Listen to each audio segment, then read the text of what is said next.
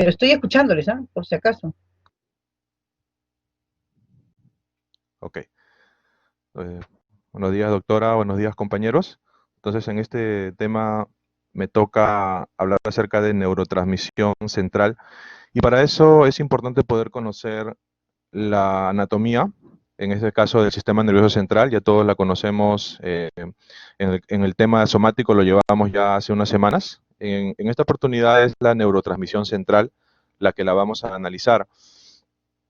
Y es un poco más compleja, tanto por la cantidad de neurotransmisores que están tanto en el sistema nervioso central como también en el sistema nervioso periférico. Y de ahí justamente derivan sus efectos secundarios. Cuando yo quiero apuntar un blanco terapéutico en el cerebro, a veces también ese mismo neurotransmisor se encuentra también en el cuerpo. Por ejemplo, la serotonina, un ejemplo de un neurotransmisor así por lo general, puedo afectarlo de repente en la conducta, pero también hay un efecto secundario en el digestivo, porque como saben ustedes, la serotonina es un neurotransmisor que está en grandes cantidades en el intestino, ¿no?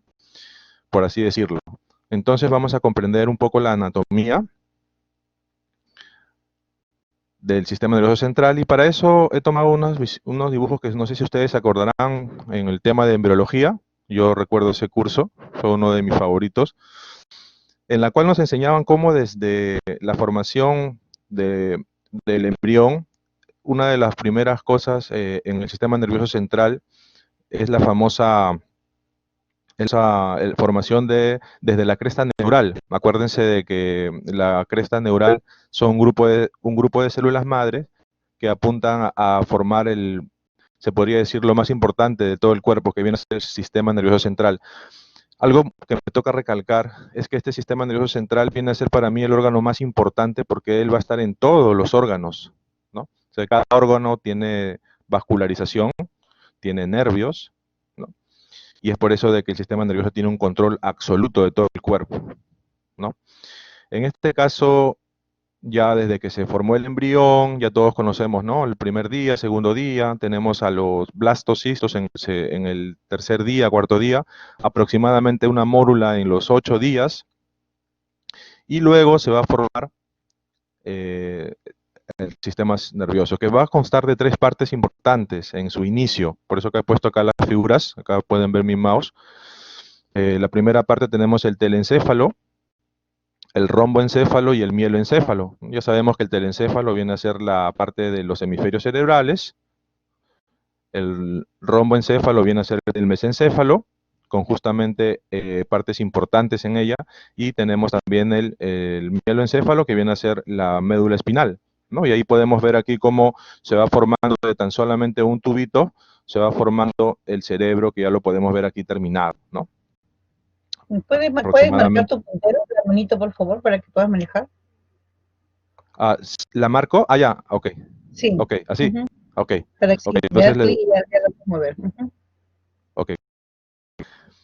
¿No? Entonces acá podemos ver ¿no? Desde la formación hasta más o menos aproximadamente los 27 días, ¿no? Y ya terminamos prácticamente un cerebro. Listo, avanzamos. Entonces, para poder comprender un poquito más las partes del cerebro y la anatomía, filogenéticamente se puede entender aún mejor. Por ejemplo, voy a retroceder aquí. La parte básica del cerebro humano es la parte de aquí, está justamente en el romboencéfalo.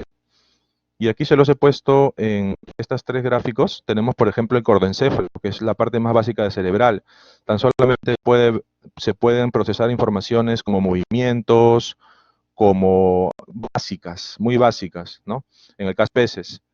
En el caso de los reptiles, ya hay una parte un poco más sofisticada en la parte de los reptiles. ¿Por qué? Porque ellos tienen ya casi el sistema límbico, aunque no tienen emociones. Es decir, tienen las más importantes eh, eh, procesamiento de informaciones básicas, como por ejemplo la comida, como por ejemplo la agresividad, pero hay un dicho que dice lágrima de cocodrilo, es decir, que el cocodrilo no tiene sentimientos, ¿no? Y es verdad, ¿no? El cocodrilo no tiene sentimientos porque no procesa esa información. Sin embargo, los mamíferos un poco más evolucionados, por así decirlo, como el mamífero, como el perro, el gato, ellos ya tienen una parte del cerebro un poco más evolucionada. Esa es justamente nuestra parte de estudio. Hablamos un poco del sistema límbico, hablamos del hipotálamo, el tálamo, en la cual ya estos animales inclusive procesan mucho más la información. Y terminamos en el telencéfalo, que son los hemisferios cerebrales, que solamente se dan en el hombre. Ya ellos tienen un procesamiento de información mucho más aguda, un poco más, se podría decir inclusive que en esto nos diferenciamos de los animales, porque tenemos las famosas áreas terciarias, que eso ya lo llevamos en neuroanatomía, ya lo llevamos en anatomía. Las famosas áreas terciarias son la información mucho más sofisticada, de cada, ya sea sensitiva, motora, ¿no? Por eso tenemos nosotros una agudeza mucho más que los animales. Este solamente es una forma de entender las diferentes partes del cerebro, ¿no? Tenemos, por ejemplo, aquí he puesto un ejemplo de jerarquía, ¿no? Por ejemplo, tenemos la parte de nivel superior, que es los seres humanos, la tenemos solamente nosotros, las áreas terciarias, con un procesamiento de información muy aguda. El nivel intermedio, que es lo que tienen los animales mamíferos, ¿no? Está el tallo inclusive incluyendo, y el nivel inferior solamente la médula espinal, en este caso sería la que comunica, ¿no? El cerebro con el cuerpo.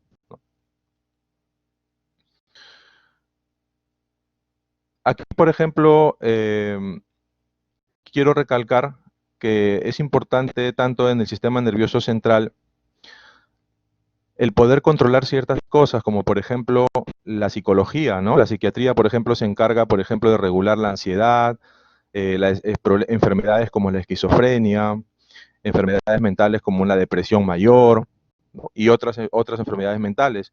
También el cerebro también tiene un control muy agudo en el tema de la fiebre. Ya todos sabemos que la fiebre es una regulación de los pirógenos endógenos y exógenos. Cambian el termostato, ¿no? Y ese termostato se encuentra en el hipotálamo, que es una parte del cerebro que la vamos a estudiar más adelante en esta exposición. Y ya sabemos de que modifica el termostato alterando la temperatura. Tenemos también, por ejemplo, el sueño, por ejemplo. La cantidad de sueño que podamos tener también está regulada por el sistema nervioso central. La obesidad. Y es muy importante acá la obesidad porque hoy ya se está estudiando acerca de la impulsividad con conductividad, en la cual a veces hay personas que son obesas, pero por una ansiedad que tienen, ¿no? Y en ellos es muy propicio fármacos con blancos terapéuticos para inhibirle la obesidad, es decir, esas ansias que tienen por comer. Entonces, por ejemplo, aquí he puesto unos dibujos, ¿no? En el cual ya se han estudiado algunos neurotransmisores y modifican, por ejemplo, las perturbaciones del sueño, la agitación, las personas ansiosas de repente, o las personas que se sienten muy fatigadas, inclusive hay personas que inclusive llegan hasta el suicidio, ¿no?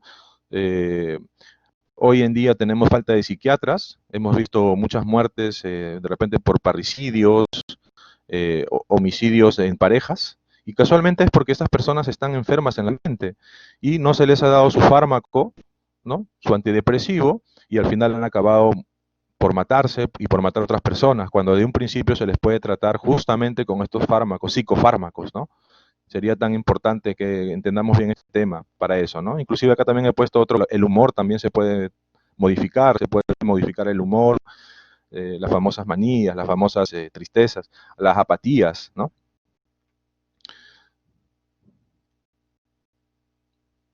Entonces, para poder comprender un poco la organización del cerebro, que ya le hemos hablado en tres partes importantes, telencéfalo, romboencéfalo y mieloencéfalo, ahora vamos a hablar acerca de la organización de la corteza cerebral. Ya todos sabemos que el cerebro no tiene su sustancia gris central, como la médula espinal, sino la tiene periférica, casualmente cerca de la pía madre, cerca de las tres capas que protegen el sistema nervioso central, ¿no?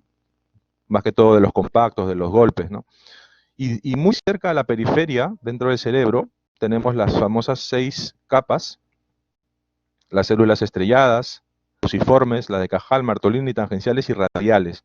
Lo más importante de esta citoarquitectura del cerebro, de la parte, se podría decir, de la sustancia gris, es que entre estas células hay comunicaciones, ¿no? Por decir así, decirlo, las más importantes para mí son las piramidales, ¿no? Esas que están acá y la piramidal interna, porque ellas son las que van a procesar información y se la van a pasar la pelota a otras capas para que luego esa información ya procesada por otras capas salgan directamente hacia la subcorteza, puede ser límbico, puede ser hacia la médula espinal y X, ¿no? Por ponerle un ejemplo, tenemos una célula piramidal motora, por ejemplo. Esta célula piramidal motora va a controlar los movimientos finos en el cuerpo y va a ir por una de estas comunicaciones, va a descender a poder controlar o poder manipular los dedos, por así decirlo, ¿no? El movimiento de los dedos, somos voluntarios, se le llama también sistema piramidal, que es muy distinto al sistema extrapiramidal, porque son núcleos basales los que van a controlar mayormente el sistema extrapiramidal, ¿no? Entonces, doy una información básica en cuanto a las células internas de las capas, de las 6 capas, acá las menciono. Y desde esta misma capa gris que está externa en el cerebro, tenemos la función tanto sensitiva, la visceral y la motora, por así decirlo. Entonces, cada función entonces depende siempre de la interrelación de estas áreas, ¿no? Tanto cortical, no cortical, intravertical. Hay una columna, según el libro de Goodman, que está justamente en la lectura de nuestro trabajo, nos habla acerca de una columna, ¿no? Es decir, es antes de que llegue la información hacia afuera, ahí pasa por una interrelación, en una columna de información se le llama, según el libro de Goodman, ¿no? Entonces aquí para poder comprender y terminar cerrar este pensamiento, la filogenética nos ayuda a entender. Ya sabemos que los evolucionistas dicen que hemos venido desde los peces, ¿no? Los peces, luego los reptiles los mamíferos y luego de los mamíferos el hombre. No estoy de acuerdo con esta postura, yo soy creyente en cuestiones de fe, yo afirmo que realmente es Dios el que puso al hombre en la tierra, pero para poder entender yo le explico utilizando este ejemplo de la evolución. Por ejemplo, en la parte más básica instintiva, tenemos por ejemplo el cerebro de los peces, que solamente se mueven por instinto. Cuando yo estudié esta parte de la neuroautonomía me alegré de que los peces a veces uno le da pena cuando un animal muere, sin embargo los peces no tienen memoria, ¿no? Entonces prácticamente son animales con un cerebro muy inferior que ni siquiera tienen una realidad de su existencia, ¿no? Luego está en el estado emocional, por ejemplo, los animales mamíferos más sofisticados. Y dentro de este emocional, que es el sistema límbico, acabo de mencionar aquí, este moradito es el sistema límbico, que es muy importante porque nos va a regular la conducta y las emociones. Por ejemplo, hay animales menos evolucionados que la orca. Por ejemplo, hay peces más simples. Cuando la orca, por ejemplo, lo golpea, el animal de miedo simplemente se paraliza y la orca se lo puede comer. Es igual, por ejemplo, que los animales como el venado, que son inferiores aún. ¿Por qué?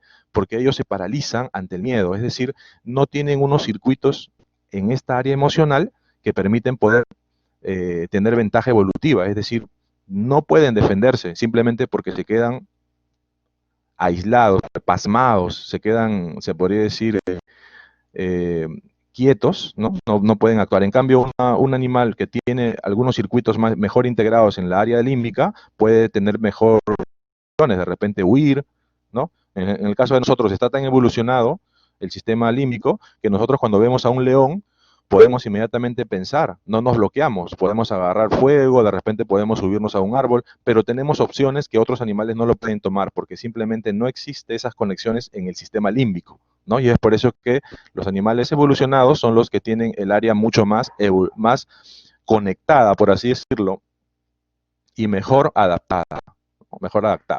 Ya en el neocórtex, esta sección ya es dominada por el ser humano, ¿no? Y algunos le dicen que tenemos la facultad de hablar, por ejemplo, lo que no tienen los animales, ¿no? Y de razonar, que es la parte más importante en el neocórtex, ¿no? El razonamiento, ¿no? El razonamiento. Aquí tenemos importantes estructuras que tenemos que comprenderlas así, de cajón, porque si no, no vamos a poder la psicofarmia. Creo que esos temas nos van a ilustrar más adelante los doctores y es importante poder comprender nuestras estructuras internas. Acá tenemos un corte en sentido sagital, ¿no? Corte, de tal manera que acá podemos ver la corteza, justo le mencionaba la parte más externa, la parte gris, aquí se encuentran las 6 capas, y estas 6 capas con la parte interna del cerebro y de allí con la parte baja que es el tronco del encéfalo y luego los efectores que vendría a ser la médula espinal y todos los músculos, etcétera, etcétera. Es importante que entendamos acá la cápsula radiada, ¿no? Podamos entender Todas estas son fibras amielínicas, por eso mielínicas, perdón, son las que conducen la información. Esta parte es una de las más importantes para mí, es el tálamo, es el centro del relevo de la información sensitiva. Por favor, usa tu manito para Oh, que puedas enseñar. Ahí está. ok, entonces acá tenemos el tálamo, por ejemplo, que es un centro de información importantísima, es toda la sensitiva y realmente está direccionada hacia el parietal, que es la zona sensitiva. Tenemos, por ejemplo, muy más abajo tenemos el hipotálamo, que es el centro de la información vegetativa. Esta es la que controla la parte interna, ¿no? Entonces, el sistema límbico podríamos decir que es todo esto, ¿no? El sistema límbico abarca casualmente justamente lo vegetativo y también la parte conductual. Por eso se le llama sistema límbico. En realidad, la palabra límbico antes se le llamaba como una parte de, ¿no? Ese es el significado de la palabra. Sin embargo, esto ya no es así. Y ahora se entiende que el sistema límbico es muy integrado y es más bien parte de otros sistemas, ¿no? Más abajo tenemos, por ejemplo, aquí algunos núcleos importantes que son los ganglios basales. Tenemos al putamen, al pálido, ¿no? Al lenticular, que tienen que ver con los movimientos. Y como ven ustedes, la información sale desde la corteza, se dirige a los ganglios basales y se dirigen hacia efectores. Y es el mismo sistema para todos, ¿no? Es el mismo sistema para todos. Acá he puesto un poquito más gráfico y aquí sí se ve un poco el sistema límbico separado del cerebro. Lo más importante tenemos el fornix, que es el que comunica la corteza con el sistema límbico. Los núcleos más importantes del sistema límbico tenemos, por ejemplo, la amígdala. Tenemos también los mamilares, tubérculos mamilares. Son las áreas de conexión, son las áreas de procesamiento de información, mientras que el fornix viene a comunicar con el cerebro el sistema límbico, ¿no? Entonces acá lo he hecho un poco más gráfico este dibujo. He conseguido esa figura un poco más gráfica. Acá tenemos, por ejemplo, el sistema límbico. Este corte, como podemos ver, acá lo que estoy señalando es el fornix, ¿no? Luego desciende justamente y termina en la amígdala. La amígdala es un centro muy importante. Si estimulamos con unos electrodos cerebrales y le estimulamos en la amígdala, vamos a conseguir, por ejemplo, que se vuelva agresivo, que se vuelva pasivo, ¿no? Entonces es importante, ya se han descubierto por estos experimentos de electroestimulación que esta área de la amígdala tiene que ver mucho con el comportamiento, ¿no? Está totalmente comprobado ya esta área del comportamiento, inclusive el sistema límbico permite al ser, en este caso al animalito, la comunicación social. Por ejemplo, si nosotros le sacamos o le extirpamos el sistema límbico a un conejito, este conejito no va a tener interacción con otros animales, ya no puede relacionarse o no entiende al menos sus mensajes, por así decirlo, ya no entiende esa forma de habituarse al ambiente en el tema social, por ejemplo, ¿no? Y aquí justamente están todos los problemas psiquiátricos, ¿no? En los cuales hay prácticamente una inhibición de lo social, ¿no? Por así decirlo. Y una de las enfermedades más clásicas es la esquizofrenia, es uno de los ejemplos que nos permite poder entender estos desarreglos en el sistema límbico, ¿no? Entonces acá he puesto que es una interconexión con otras partes, ¿no? Y aquí he puesto los núcleos olfatorios, por ejemplo, con los ganglios basales. Antes solamente el sistema límbico se entendía como etnorrinal, inclusive era su nombre del sistema límbico. Sin embargo, ya se descubrió que está conectado con los ganglios basales, el sistema extrapiramidal, que lo mencioné hace unos minutos, que tiene que ver con los ganglios basales, más que con el movimiento directo. El movimiento directo es de las partes distales del cuerpo. En el caso del sistema extrapiramidal, lo que más es el sistema automático, por ejemplo, la postura estática, el caminar, ciertos patrones de movimiento están justamente gobernados por este sistema extrapiramidal. Luego tenemos también la amígdala, que es la parte del comportamiento, ¿no? Y más abajo del sistema límbico tenemos el hipotálamo con sus partes muy importantes, ¿no? Tenemos el núcleo accumbens, es el núcleo de la recompensa. ¿Por qué se le llama la recompensa? Porque en este núcleo, según las cantidades de neurotransmisores, puede haber una acción de placer, si es que está bien estimulado. Y esto se ha estudiado mucho, por ejemplo, con la dopamina, que más adelante la voy a comunicar, ¿no? En el famoso núcleo accumbens, es uno de los núcleos muy importantes, vamos a estar mencionándolos, así que voy a hacer algunas preguntas para ver si es que me meto más a profundo al tema, si es que me contestan, pero si no me contestan yo simplemente voy a cumplir mi rol del tema que me han dado, pero es muy interesante ese tema. Tenemos también la amígdala, ¿no? Que es el núcleo de la agresividad, por así decirlo, que tiene otras funciones, pero yo le he puesto más resaltado este punto, ¿no? La agresividad. Como le mencionaba antes, se les han aplicado manipulaciones y se puede hacer que un gato saque las uñas y los dientes, ¿no? Tan solamente estimulando ciertas áreas de la amígdala, ¿no? Aquí he puesto, por ejemplo, la parte endorrinal, la parte más baja del hipocampo, ¿no? Que está relacionada juntamente con el sistema límbico. El tálamo también es muy importante, también sus informaciones de relevo. Está conectada mucho con el parietal, como les mencionaba, ¿no? Y tenemos específicamente la parte anterior, la que está relacionada con el comportamiento, ¿no? Justamente esta es la que está comunicada con el hipotálamo, ¿no? Y tenemos el área ventral, que es la parte más anterior del tálamo, y es la que está comunicada y la que tiene que ver más con nosotros, con lo que es la psicofarmia, ¿no? Que es el tema que nos interesa. Acá tenemos el ejemplo de ya vamos descendiendo. ¿Se acuerdan ustedes del mieloencéfalo? ¿No? Tenemos el romoencéfalo, es el puente entre el cerebro y el cuerpo, ¿no? Es justamente lo que va. Y la área más importante que hay en este mesencéfalo es la famosa sistema reticular. Yo leí a Luria cómo explicaba que el sistema reticular en un gato, por ejemplo, que estaba dormido, cómo se le activaba esta zona. Si le ponían al gato antes que se levante un campo de EKG, por así decirlo, se notaba que la primera parte que se activa cuando se despierta es esta zona de aquí, ¿no? Que le llamaban sustancia reticular. Esta sustancia reticular era llamada así porque no tiene una zona específica. Es decir, si ustedes lo ven en microscopio, se ve como redes simplemente. No tiene una zona como un núcleo, el núcleo accumbens o el núcleo lococurilius, sino que es una muy difusa. Sin embargo, su sistema es muy complejo, que aún todavía se sigue estudiando. Y este sistema reticular tiene que ver con el despertar, con la atención, por ejemplo, ¿no? Inmediatamente tú tomas más atención, el sistema reticular comunica al cerebro, inmediatamente la persona se despierta, ¿no? Si estás soñando con alguien, de repente algún mal recuerdo, inmediatamente el sistema reticular te activa, por así decirlo, ¿no? Todas las demás señales. Por eso que el sistema reticular está comunicado con todos, tanto con la corteza, con los núcleos basales, está comunicado con absolutamente con todas las áreas del cerebro, ¿no? Por eso se le llama difuso, ¿no? Reticular, ¿no? Y allí, en esta área, otra área parte importante del sistema reticular es los reflejos esenciales. Por ejemplo, en el bulbo tenemos el centro de la respiración, es un control vegetativo, ya hemos estudiado el sistema autónomo, que es como la madre, es como la mujer en la casa, es la que administra directamente lo que va, el equilibrio interno que va a tener el cuerpo.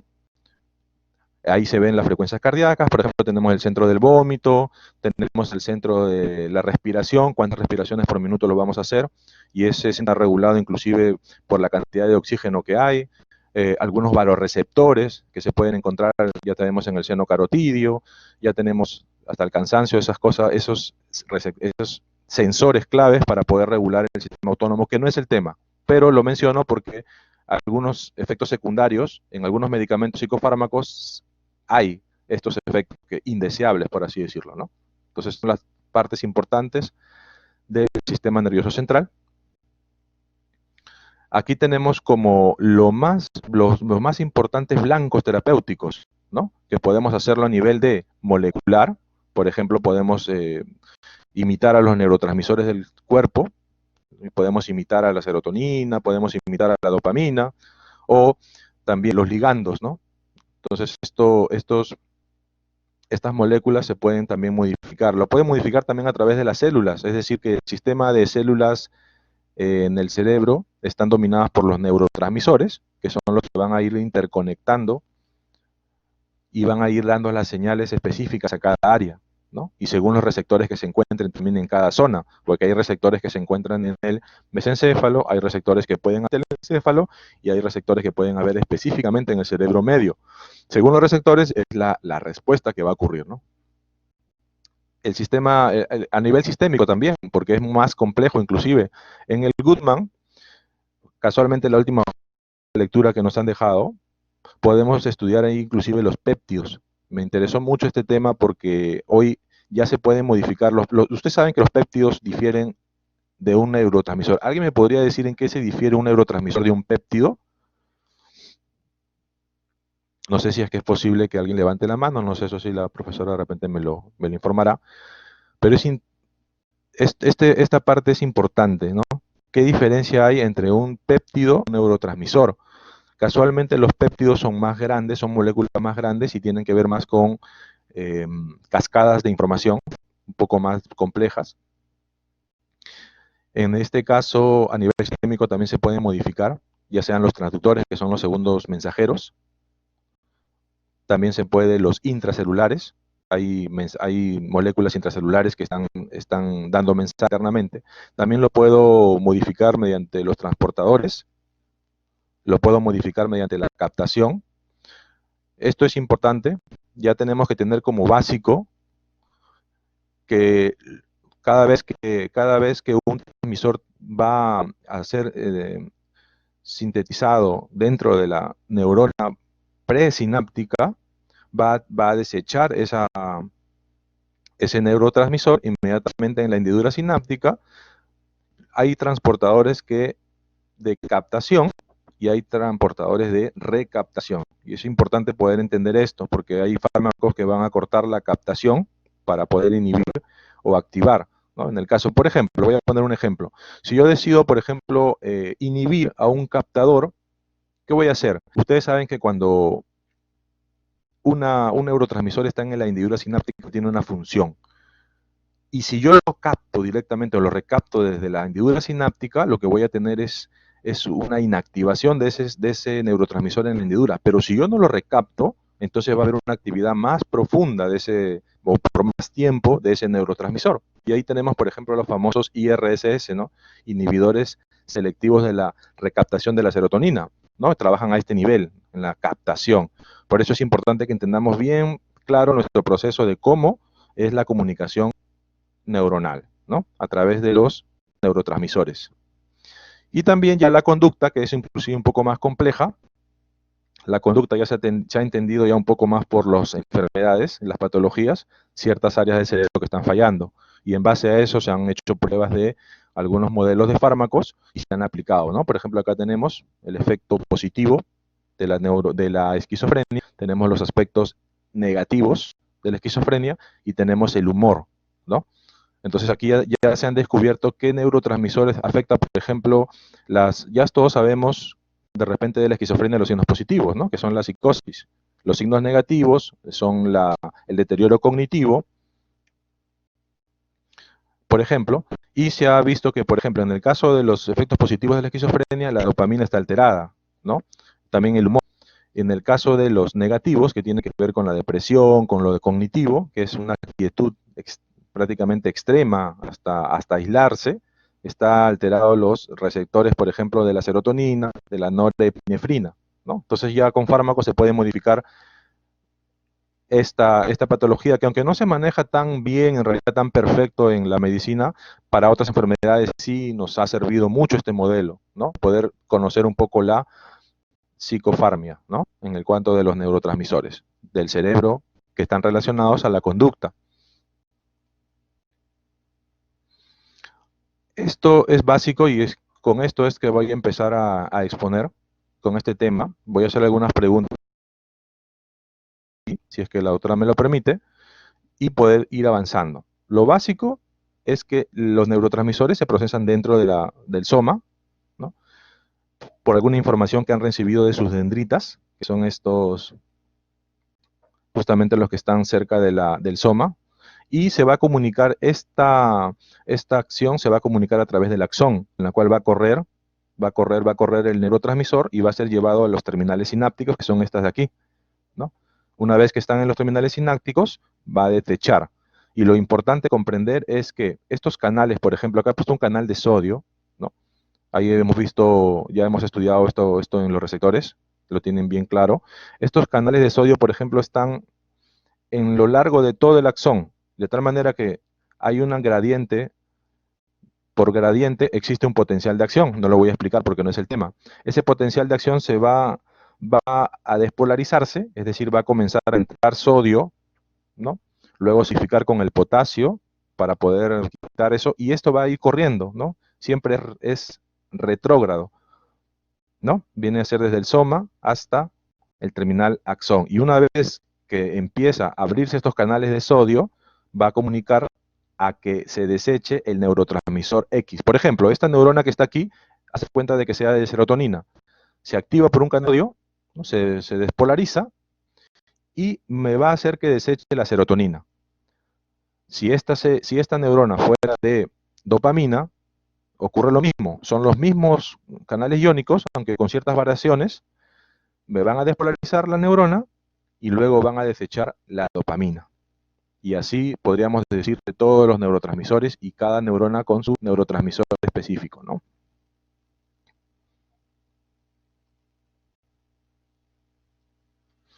Aquí tenemos, por ejemplo, los diferentes tipos de canales. Esto está en Goodman, ¿no? Los diferentes tipos de canales iónicos. Por ejemplo, tenemos los que se activan por ligandos, ya sea, por ejemplo, el GABA, la glicina, y estos van a abrir o cerrar la salida de cationes o aniones, ¿no? En este caso del calcio, del cloro, ¿no? También estos canales ligandos están en el cotransporte, es decir, hay algunas moléculas que pasan con otras moléculas para poder regular. Tenemos los famosos canales iónicos CLC, que regulan mucho el potencial, ¿no? Es decir, estos están regulados automáticamente. Estos se le llaman también canales regulados por voltaje, ¿no? Y también son puntos importantes de blancos terapéuticos, ¿no? Estos famosos canales regulados por voltaje. Estos también trabajan inclusive con antiporte. Ya sabemos que es contra, es decir, una molécula sale y otra entra, ¿no? Por eso se le llama contratransporte, también le puedo llamar, ¿no? Tenemos los famosos canales iónicos FTR, que estos trabajan con ATP, ya sabemos que es transporte activo, ¿no? Y también me ayudan en el potencial de membrana. Podemos, por un ejemplo, puedo poner el CFTR, podemos hablar de la bomba sodio-potasio, así decirlo.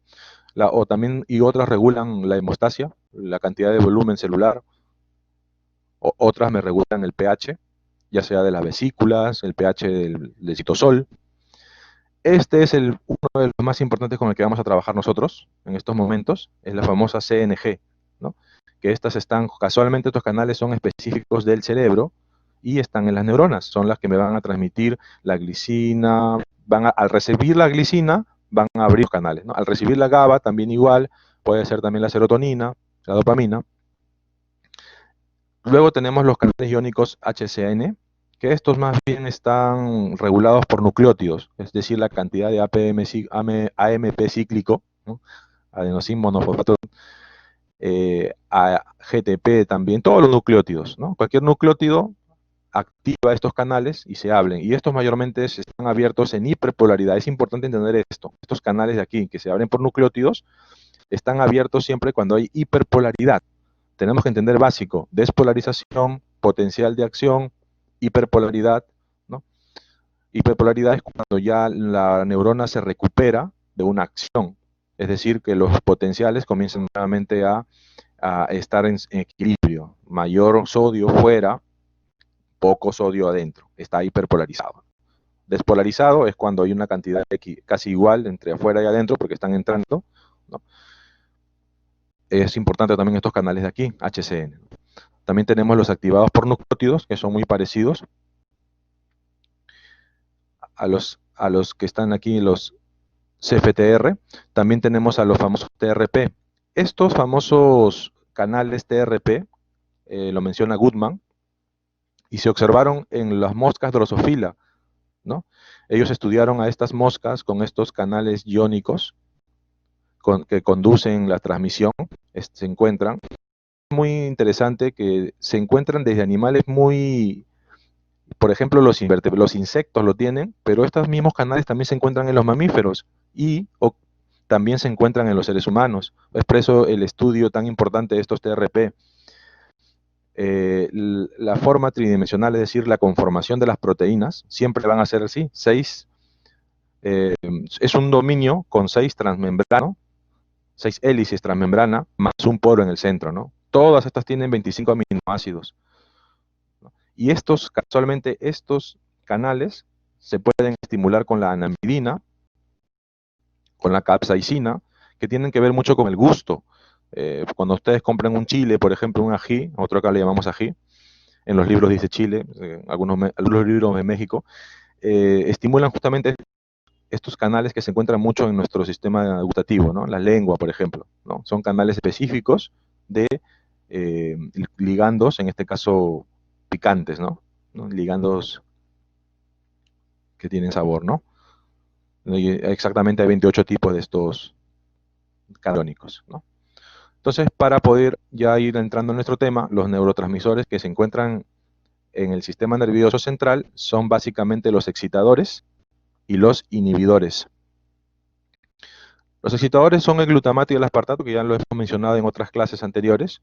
Lo más importante es que siempre van a ir conducidos por el AMP cíclico. Desde el aumento va a regularse. Aquí, por ejemplo, tenemos un ejemplo de un receptor de los neurotransmisores excitadores, es el NMDA, ¿no? Estas son las siglas de N-metil, ¿no? Diametil, el nombre completo lo tendré que chequear, es un poco largo, pero ese es el nombre del receptor, en este caso. Estos receptores trabajan mucho con los receptores AMPA, que lo he puesto aquí. Son como primos y trabajan juntos, no trabajan solos. Estas NMDA, por así decirlo, básicamente va a mediar, por ejemplo, el potencial a largo plazo cerebral y a corto plazo, ¿no? Y va justamente a estar muy involucrados en el hipocampo, que he mencionado, ¿no? Y trabaja mucho con un empalme, ¿no? Gracias, Sofía, ¿no? Ácido N-metil delta aspartico. Es el famoso, los receptores de estos dos, ¿no? Excitadores.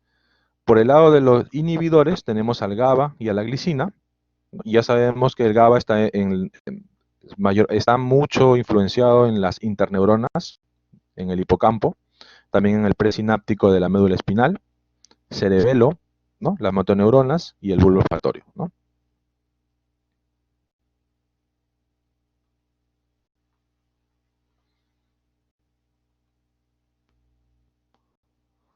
Ok, entonces aquí tenemos, por ejemplo, los receptores excitadores, que están casualmente los glutamato y aspartato.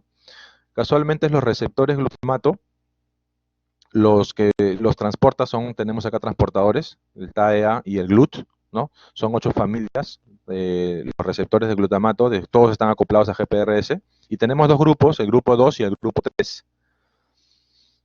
Todos estos receptores mayormente se encuentran en los presinápticos, entonces es importante comprender lo presináptico y lo postsináptico, ¿no? En este caso tenemos agonistas, por ejemplo, son importantes los agonistas en el tratamiento en algunos, en el cambio de humor, por ejemplo, ¿no? Y también se puede utilizar también como anticonvulsivos, ¿no? Para disminuir la excitotoxicidad, ¿no? Los famosos receptores de glutamato. En el grupo 1, por ejemplo, tenemos el famoso grupo 1, están gobernados más por un canal iónico, ¿no? Se encuentran más en el postsináptico, ¿no? Son en esta parte de aquí. Es importante poder entender qué tipo de receptor se encuentra en el pre y qué tipo de receptores se encuentra en el post, porque así yo puedo modular un fármaco a mi propio efecto que quiero lograr, ¿no? El grupo 1 es el que está mayormente en sináptico, ¿no? Y son el famoso AMPA y kainato, ¿no? Que se excita rápido por el sodio, y el MDA, que está activado por el calcio, que justamente son las intercomunicaciones más lentas o a más a largo plazo, por así decirlo. Este canal de NMDA es importante poder mencionar que está tapado con magnesio, ¿no? El magnesio lo mantiene en estado inactivo porque el magnesio está ocupando un lugar en este receptor NMDA. Cuando ocurre la despolarización con ayuda del AMPA, porque el AMPA le pasa la pelota al NMDA, ¿no? Este AMPA le pasa la pelota al NMDA y este se abre y el magnesio sale del poro y inmediatamente hay una entrada de calcio, ¿no?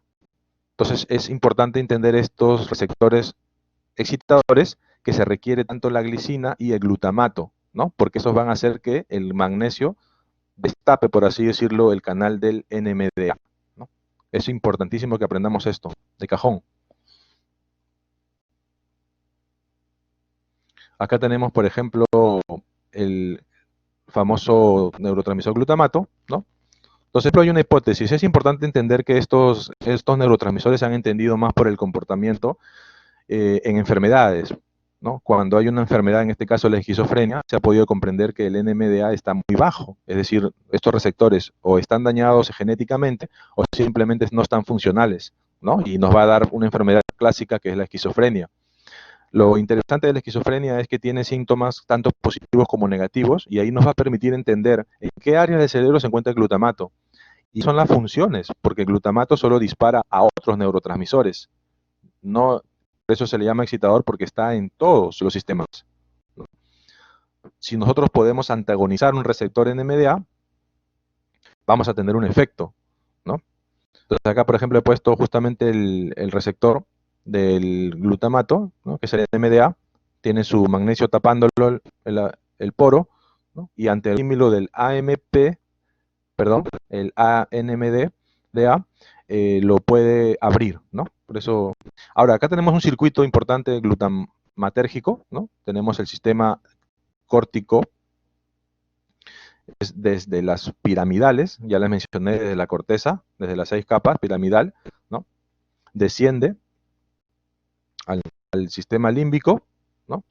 Luego al tallo encefálico, ¿no? Tenemos también otra vía, que es la vía estriada, que está debajo del, ¿no? Debajo del, este sería el cerebro medio, ¿no?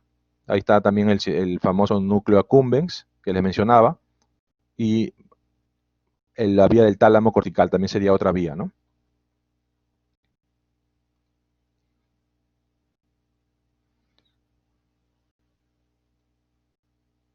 Acá tenemos, por ejemplo, el sistema de la dopamina. Ya sabemos la dopamina hasta el cansancio, que es desde la tirosina hasta la adrenalina. La dopamina vendría a ser el segundo en formarse después de la tirosina. Y como blancos terapéuticos podemos utilizar ya sea los transportadores. Acá he puesto el BMAT, es un transportador. Acá tenemos, por ejemplo, este dibujo que nos ilustra un poco acerca de la dopamina, ¿no?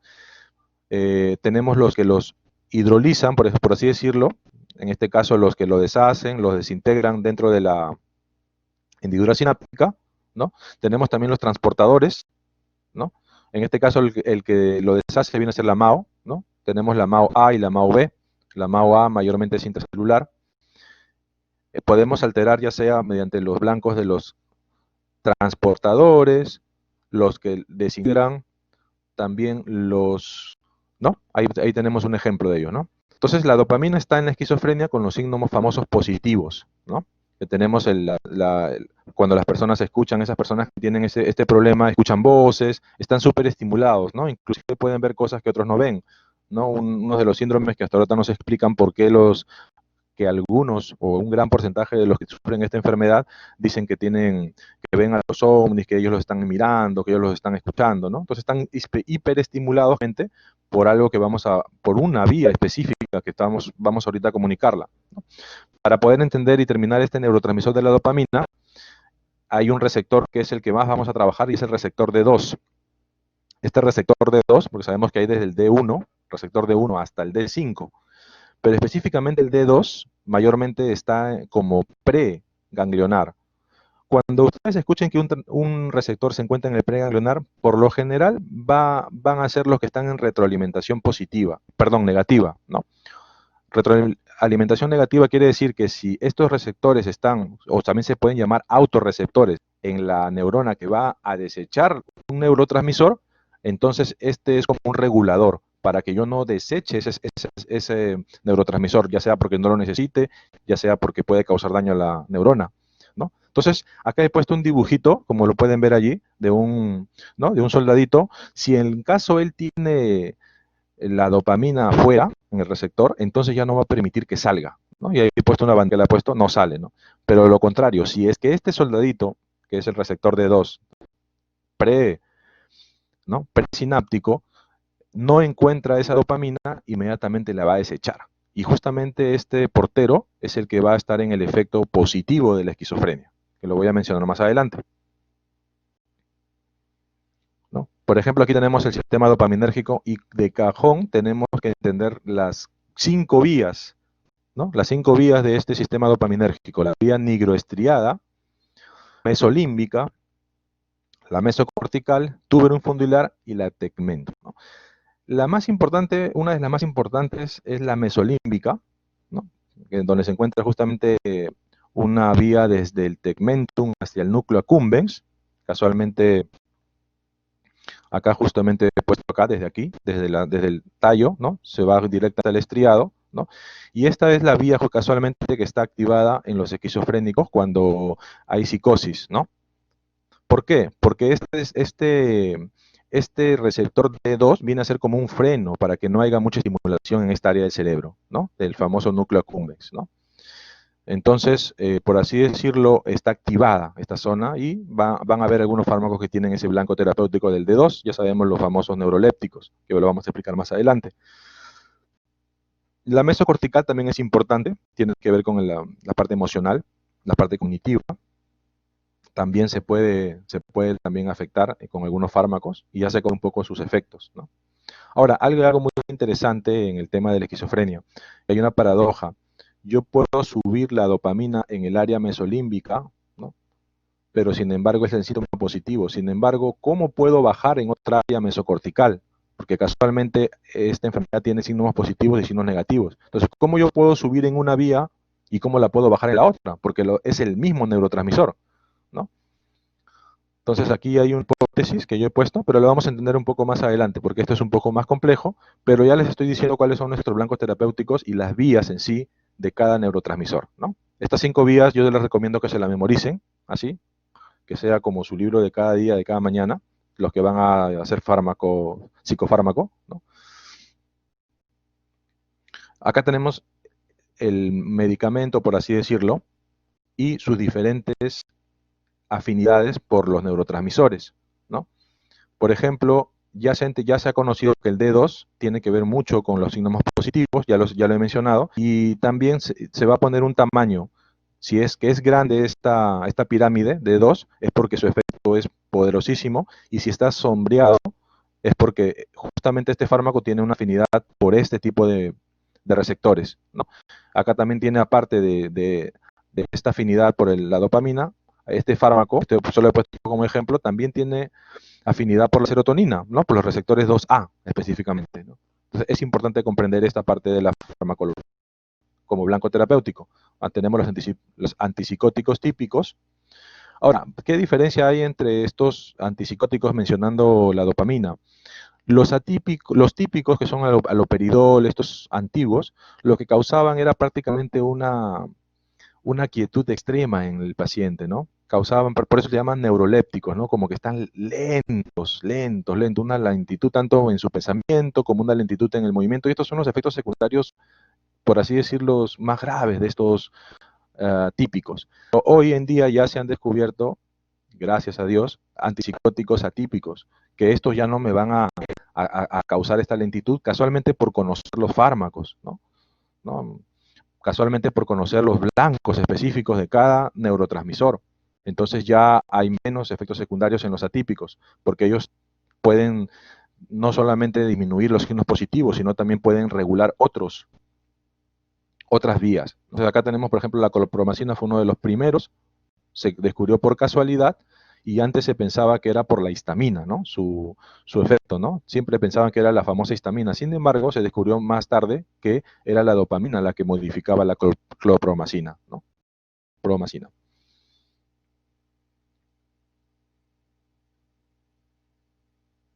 Otro neurotransmisor importante es la serotonina, ¿no?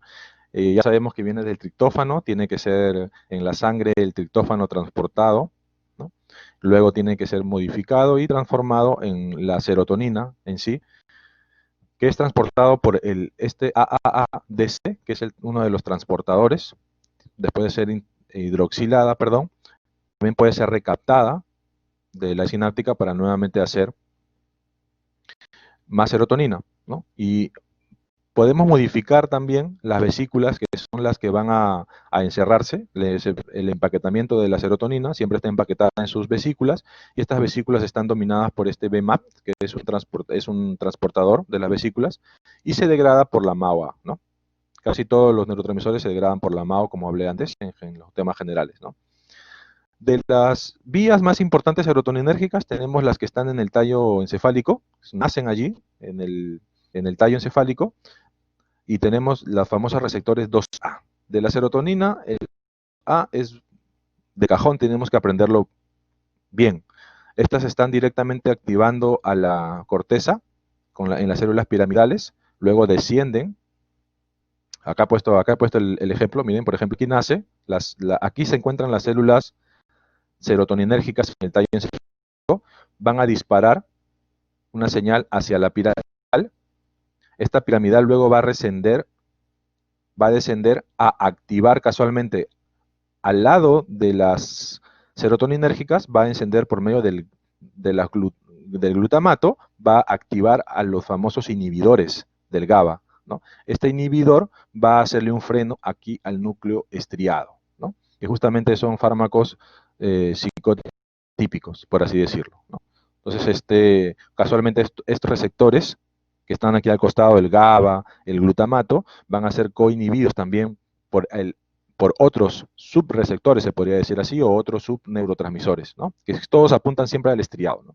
Entonces, conclusión, si yo antagonizo al 2A, es como si yo pisara es como si dar el freno y voy a hacer que la persona no esté apagada, la persona pueda tener una cognitividad mucho más alta, ¿no? Y en el tema del receptor serotoninérgico 1A, que también es importante que nos aprendamos, es como el acelerador. Cuando está muy activo este receptor, cuando está muy activado este receptor, la persona está en psicosis, ¿no? Entonces está inhibido. Si yo lo acelero, voy a hacer que la persona también tenga una mejor cognitividad. Así se regulan los psicofármacos, tanto la serotonina como la dopamina, ¿no? Por eso son dos importantes blancos terapéuticos. Uno de freno, que normalmente yo lo puedo apretar, lo puedo soltar, o el acelerador, ¿no? Con estos dos importantes, la dopamina y la serotonina. Otros receptores centrales también tenemos de la serotonina, tenemos los receptores 1B, que estos 1B están casualmente en las presinápticas, son autorreceptores, ya lo he dicho, ¿no? Fisiológicamente está siempre inhibiendo más bien a la serotonina. Todos los que son presinápticos inhiben mayormente, ¿no? La salida, la secreción de ese mismo, ¿no? Ese mismo neurotransmisor, ¿no? Ejemplo, tenemos un antagonista para disminuir la depresión, por ejemplo. Tenemos ya probados los antipsicóticos. Es muy curioso que los antipsicóticos también sirven como antidepresivos. Algunos todavía no están probados, sin embargo otros sí. Y ya sabemos todas las donas, ¿no? Todas las donas, por ejemplo, no son probadas, pero sin embargo tienen un efecto antidepresivo, casualmente porque dominan estos receptores serotoninérgicos, ¿no? Que más adelante los vamos a checar bien. Tenemos otros receptores, el 1C. El 1C, por ejemplo, se encuentra ya en el post, ¿no? Postsináptico. Este post-C me está inhibiendo la dopamina, ¿no? Estos se encuentran en el mesolímbico, los 1C, los receptores 1C, y un poco en la sustancia negra estriada, ¿no? Ahí tenemos, por ejemplo, como agonistas de este receptor serotoninérgico, tenemos, ¿no?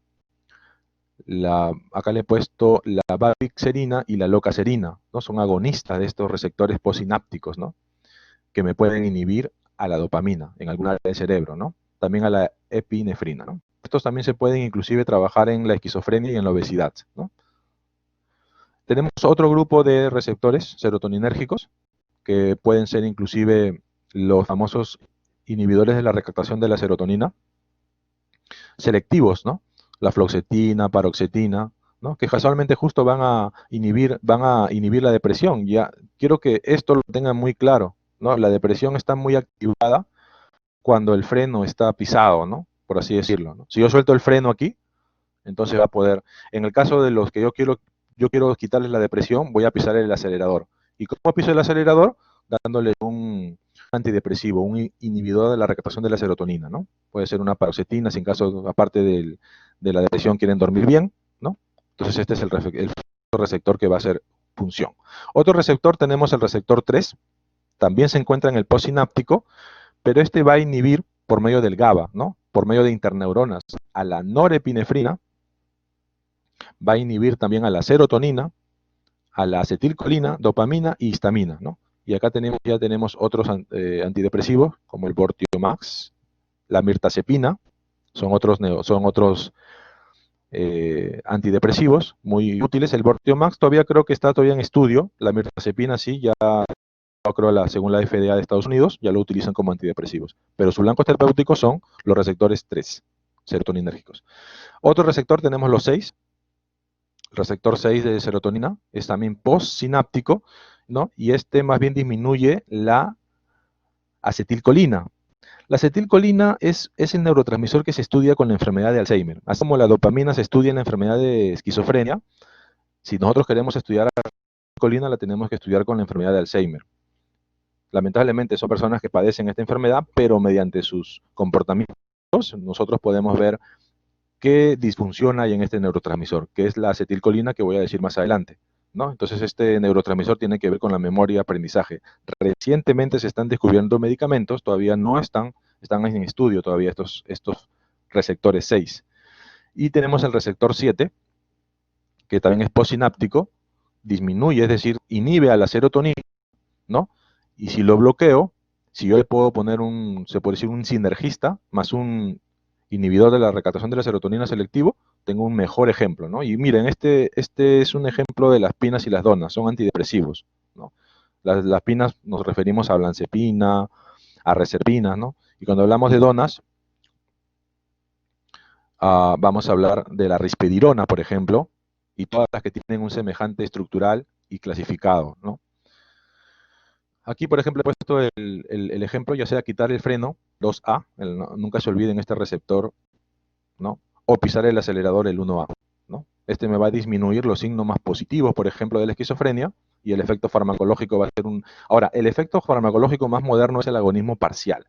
Ustedes ya tienen claro qué es un agonismo parcial, qué es un antagonismo, y el agonismo parcial vendría a ser como un antagonismo, pero regulado, porque son tan complejos los neurotransmisores que si yo no cierro totalmente el caño, no cierro totalmente la puerta, es como si yo la puerta la dejara entreabierta, voy a tener un efecto muy positivo, un efecto, ¿no? Y ahí tenemos, por ejemplo, antidepresivos mucho más selectivos como el beclopiprazol, el vortiocetina, cardiprasina, que estos no cierran totalmente el caño, pero tampoco me pisan totalmente el acelerador, por así decirlo, ¿no? No me pisan el freno como dice de golpe.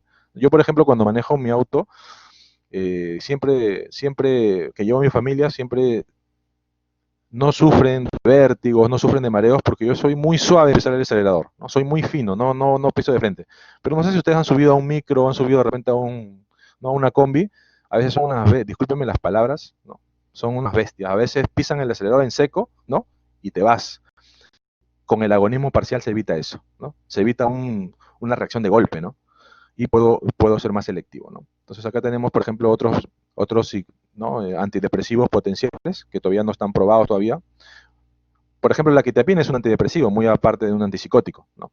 Y miren, por acá en este dibujo que les he puesto, esta línea que divide, estamos viendo la actividad de un neurotransmisor. En este caso, un medicamento que activa receptores en el sistema nervioso central. Por ejemplo, tenemos a la clozapina, que me activa al 1A, ¿no? Tenemos, por ejemplo, a la olanzapina, que también me activa el 1A, pero tenemos a la acenapina, que solamente me activa a otro receptor que está aquí, ¿no? Es el que está activando.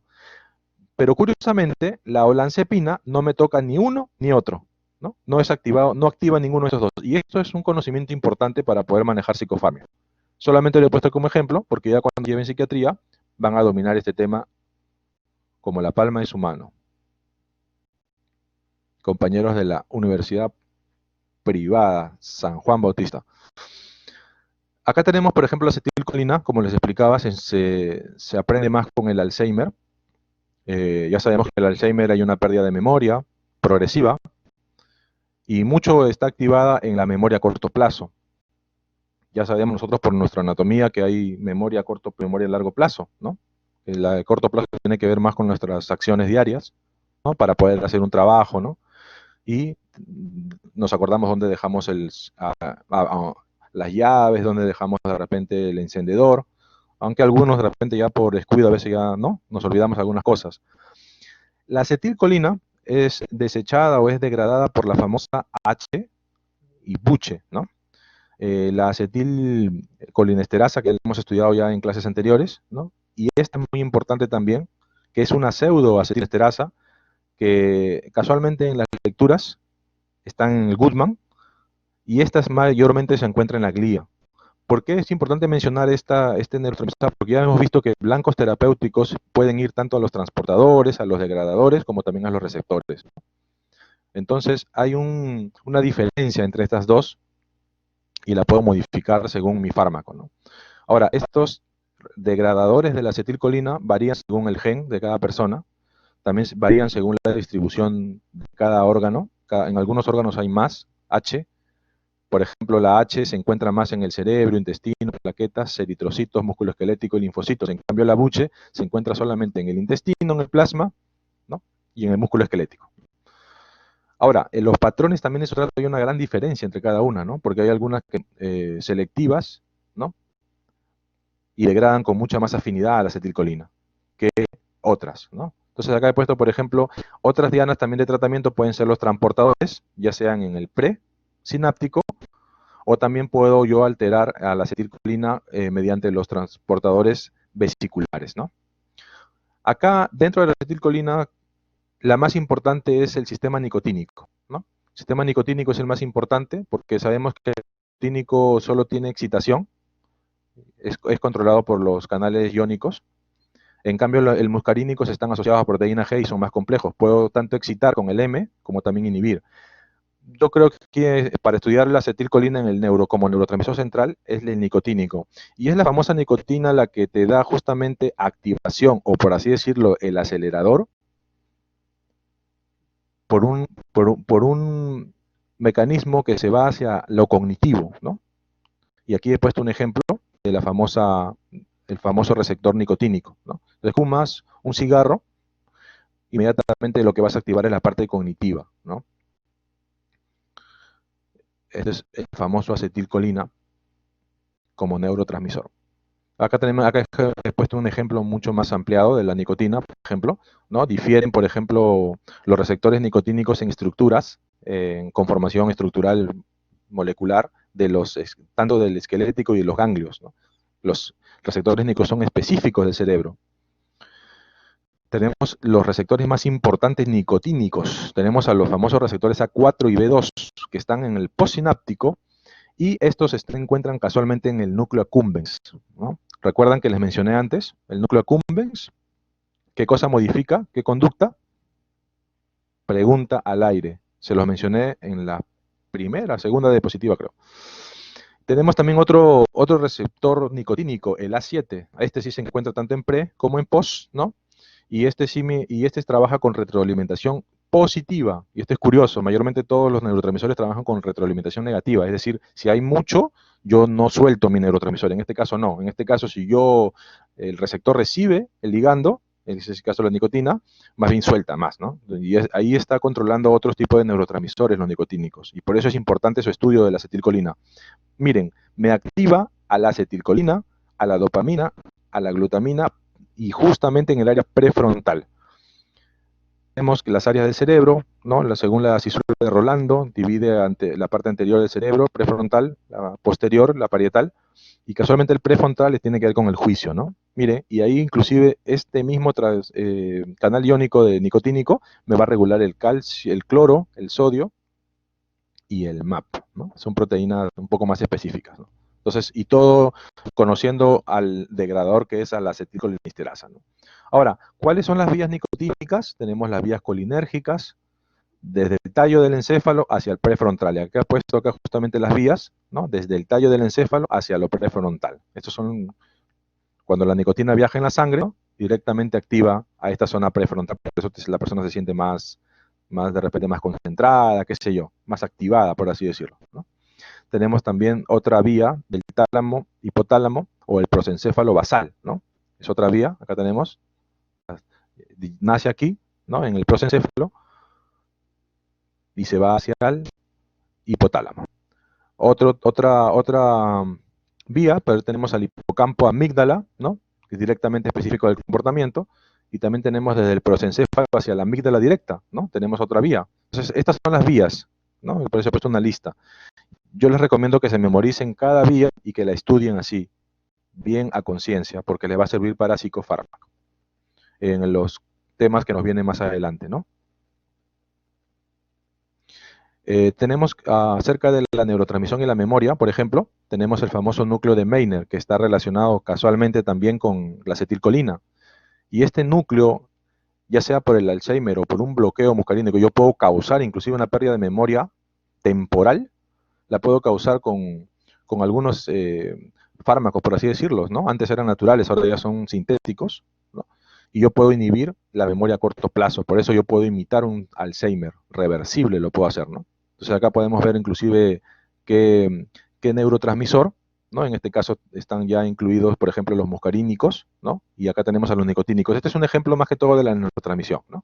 Pero para mencionarles, los distintos blancos terapéuticos pueden ser los transportadores, los receptores, ¿no? O los degradadores. Eso quiero que se nos quede claro. Como receptores inhibidores, tenemos al famoso GABA, que están acoplados a los canales de cloro, eso ya lo sabemos hasta el cansancio. Aquí tenemos específicamente el grupo A, el grupo B y receptores tipo C, ¿no? Ya sabemos que los tipo A son ionotrópicos, están regulados con el cloro, en cambio los B están regulados por proteína G, que mayormente son autorreceptores, y los C, que están realmente, son conductores del cloro a cantidades de GABA, ¿no? Entonces ya tenemos inclusive modificadores de estos canales GABA, estos receptores, pueden ser alostéricos, ya entendemos por alostérico, cuando no entra en se podría decir, donde un transmisor fisiológico, sino en otra área del receptor, ¿no? Como alostérico. Tenemos, por ejemplo, la diferencia que hace una benzodiazepina con una barbitúrico, por ejemplo, ¿no? Son áreas, los dos van a afectar al mismo canal GABA, pero en diferentes zonas, ¿no? Diferentes zonas. Inclusive pueden hacer inclusive sumación para un efecto único, de inhibir en el cerebro, ¿no? Ya sabemos que al abrir el canal de cloro va a hiperpolarizar la membrana de tal manera que no va a haber señal, ¿no? Mayormente estos canales de GABA están mayormente como interneuronas, ¿no? Interneuronas. Puedes agonizar estos con el mucisol, que ya hemos estudiado hasta el cansancio en la clase pasada, si no me equivoco. Tenemos también los indirectos, que puedo inhibir recaptación, ¿no? Y acá tenemos unos ejemplos de algunos agonistas. Estos interactúan también, entre otros, receptores, ¿no? Y acá tenemos los fármacos que son específicos que afectan estos receptores, ¿no? Barbitúricos, benzodiazepinas y los anestésicos, el etanol, por ejemplo. Cuando tomamos alcohol, nos deprime porque casualmente apertura los canales de GABA, ¿no? Aumenta el cloro y aumenta, ¿no?, nuestra tristeza. Por eso es un error a veces decir que voy a tomar por ella, dicen, aunque mal paguen, ¿no? O sea, si no quiero sufrir, no debo tomar, ¿no? Porque si tomo, más bien voy a sufrir más y voy a llorar fuerza, ¿no? Porque me va a aumentar más bien la inhibición, ¿no? No llores por ella, como dice. A neurotransmisión y la psiquiatría, tenemos, por ejemplo, se podría decir el efecto secundario es la sedación, ¿no? Esto se trata de evitar mucho en neuropsiquiatría.